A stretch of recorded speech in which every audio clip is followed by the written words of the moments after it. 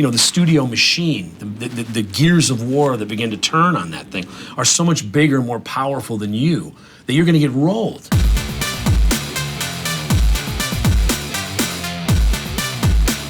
To that point, though, was there you said you really didn't buy in, but I guess there's two different ways. One is, I guess, every filmmaker's sort of perception of the show when you're an independent filmmaker and what that's going to mean. Right. And when people make that transition, either it's what they expected or it's something else. Or was the whole thing sort of a bubble burster? In other words, as a young filmmaker, did you'd say, okay, well, look, my goal is to ascend like any, I hope to do this, and then maybe I'll get to do a bigger movie, Sure. and that'll be, in my mind, everyone thinks of it a certain way, and then you get into it. Yeah, I thought, because, listen, we're both writer-directors. It's like you come at it with a proprietary sense of things, too, where you go, well, listen, I know how to shape this and form this accordingly. So, I'm always in awe of guys like, Scorsese and Spielberg and Fincher, these guys that don't write, that are nevertheless able to really say this stuff in such a brilliant way. I don't have that facility. I don't have that capability. I have to. So I was always thinking, no, as long as I'm able to write it, and as long as I'm able to kind of, have some sort of stewardship over it, whatever it may be, I just want it to be good. And so I didn't, in hindsight, looking back at it, it was like, it was a stupid thing to do, but it was this, how can you say no to that? Tom Cruise calls you and you say, well, I want to do the punk rock version of Mission Impossible, and they agree. That's the big sell to get you in the door, and you realize once you're in there, the studio machine, the gears of war that begin to turn on that thing are so much bigger, more powerful than you, that you're going to get rolled. I mean, you're going to get rolled like a drunk on Bourbon Street. That's what's going to happen, and wake up naked, in pain with your wallet missing. But again, in my own naivete and my own the sense of the infinite, the possible, I thought, well, no, I'll change that. I'll do this. I'll do that, and you can't. But you could sure as hell try, and no one's going to fault you for getting in there and trying to shake things up.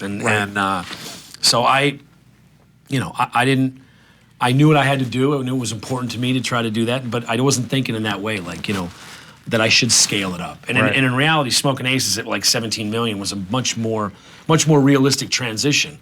But that movie also, to me, I look at that film almost like it doesn't belong to me, because it's such a reflection of this almost homicidal creative buildup I had, where I just had to blow it out. Mm-hmm. I didn't care what it did or what, I just had to get rid of it. And it was almost an exorcism in that way of my time on Mission Impossible. That movie reflects a very kind of interestingly bizarre period of time. I was divorced.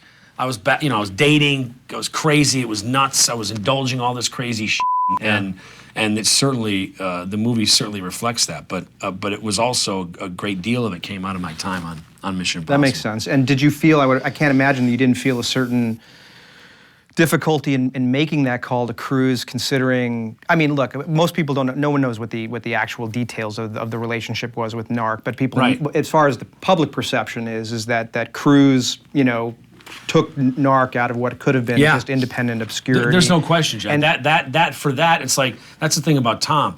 I'll always have a huge degree of gratitude to him for doing what he did, because he made that, he got Paramount to put an Oscar campaign behind that film, so how could I fault him for that when he, in a lot of ways, I am where I am because of that guy. So how can I go back and kind of, it's like you bite the hand that feeds you, so to speak. But all those things came after because Tom vouched for me. And so in that way, whatever difficulties we had making the film and whatever arguments we had and however it ended, but then, I saw him when I was shooting The Gray, I saw him with Liam, and it's like no time had passed. Mm-hmm. That was the great thing about Cruise. It's like, if you connected to him, it didn't really matter. And I always connected to him, Mm-hmm. So, he absolutely is owed a huge debt of gratitude for that, because he gave it something that it would have very easily could have just wound up on, ignored, forgotten, and one of those things that years later people say, oh, that movie was really good, but nobody saw it. Right. He gave it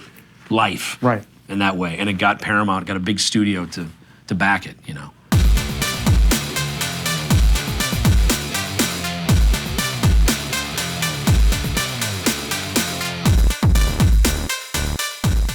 Get your film fix.